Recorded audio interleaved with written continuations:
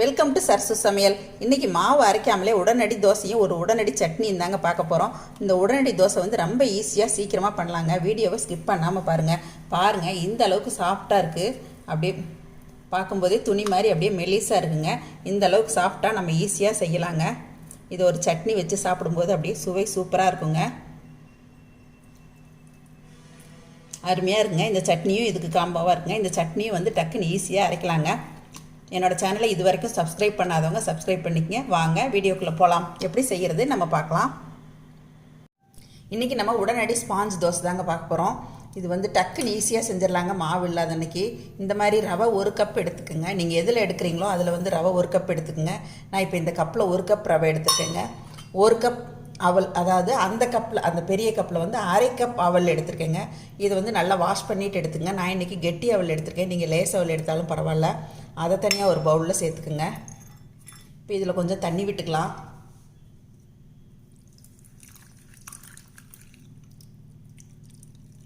இது நல்லா ஊறும்போது கெட்டியாகும், அதனால் கொஞ்சம் தண்ணி விட்டே கரைச்சிங்க.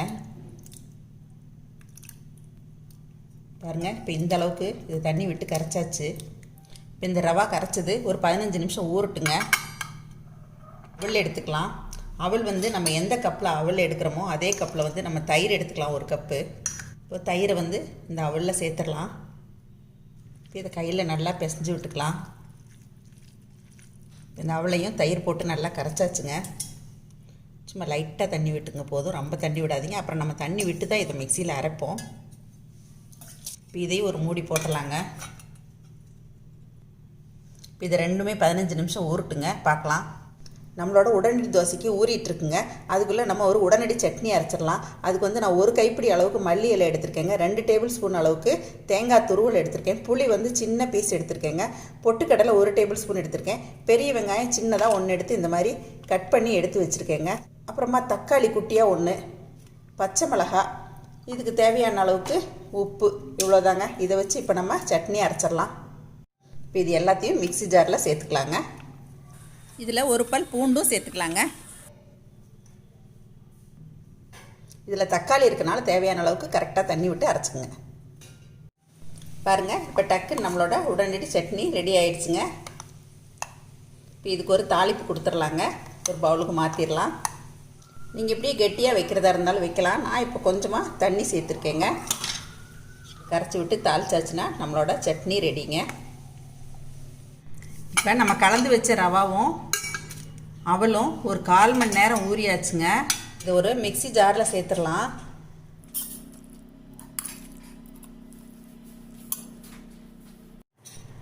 பாருங்கள், ரவாவும் ஊறும்போது இந்த மாதிரி கொஞ்சம் கெட்டியாயிரும். நம்ம தேவையான அளவுக்கு கொஞ்சமாக தண்ணி விட்டு அரைச்சிக்கலாம். தேவையான உப்பு சேர்த்துக்கலாங்க. தண்ணி கொஞ்சமாக விட்டுக்கலாம், அப்புறமா கலந்துக்கலாம். இப்போ இது மிக்சியில் நம்ம மூடியை போட்டு அரைச்சிட்டு வந்துடலாங்க. பாருங்கள், இப்போ இந்த மாதிரி நல்லா நைஸாக அரைச்சிக்கோங்க. நீங்கள் லேஸ் அவல் எடுத்திங்கன்னா சீக்கிரமாக அரைப்பட்டுரும். எந்த அவல் வேணால் யூஸ் பண்ணிக்கலாங்க. இப்போ இது வேறு ஒரு பாத்திரத்துக்கு மாற்றிக்கலாம்.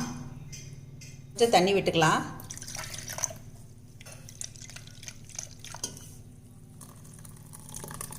இப்போ நம்ம கரைச்ச மாவில் இப்போ ஒரே ஒரு பொருள் சேர்க்க போகிறோங்க. நம்ம உடனே ஊற்றுறோம் இல்லைங்களா, நல்லா சாஃப்டாக வரணும்ல. அதனால் வந்து ஒரு 1/4 டீஸ்பூன் அளவுக்கு பேக்கிங் பவுடர் எடுத்துக்கலாங்க. இந்த பேக்கிங் பவுடரில் கொஞ்சமாக தண்ணி விட்டுக்கலாம்.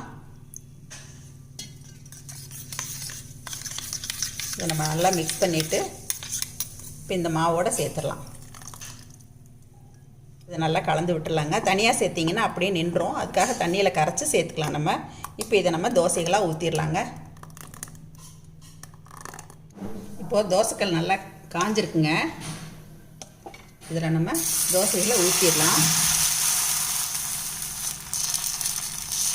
பாருங்கள், இது ஸ்பாஞ்ச் தோசை அப்படிங்கிறனால நீங்கள் வந்து இந்த அளவுக்கு பரப்பி விட்டிங்கன்னா போதுமானது. சுற்றிலும் கொஞ்சம் எண்ணெய் விட்டுக்கிறேங்க.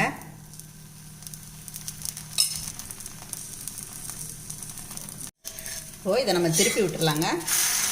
பாருங்கள், நல்லா செவந்து வந்திருக்கு. பாருங்கள், 2 பக்கமே நல்லா செவந்தாச்சு. இப்போ இதை நம்ம எடுத்துடலாம். எல்லா தோசைகளையும் நம்ம இதே மாதிரி ஊற்றிடலாங்க.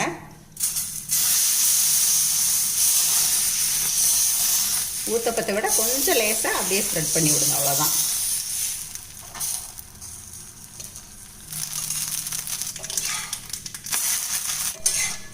பாருங்கள், ரெடி ஆகிடுச்சு. நம்ம மாவு இல்லாத அன்றைக்கி டக்குன்னு இந்த மாதிரி பண்ணிக்கலாங்க. இப்போ நம்மளோட தோசைகள் எல்லாம் ரெடி ஆகிடுச்சுங்க.